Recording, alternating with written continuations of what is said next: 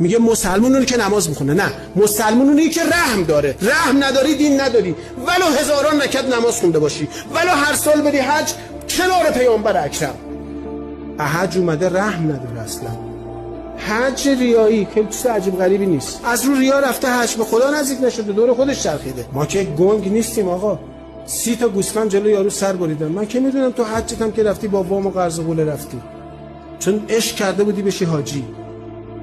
تا 3 ماه بعد حج هنوز کچل بود، ماش در نمیومد. این کلا سفیدا میذارن، بعد گوسفندو جلوش دارن سر میبرن، گوسفندا داره دست و پا میزنه، خون میریزه کف خیابون، اینم داره با صلی الله محمد آقا از حج خوش آمد بغل میکنه. میگم تو رحم پیدا نکردی اونجا رفتی؟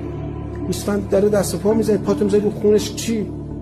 یکی 10 تومن داده به قصاب 30 تا گوسفند جلوش بکشه، فقط جلو این بکشه. مثلا گوسفندی که میخواد اونجا بکشه جلو این بکشه.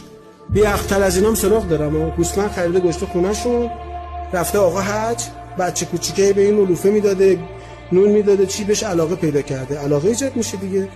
بعد که بابا اومده گوسفند رو جلو بچه سر بریدن، دختر بچه افسردگی گرفته. میگفت چیکار کنیم؟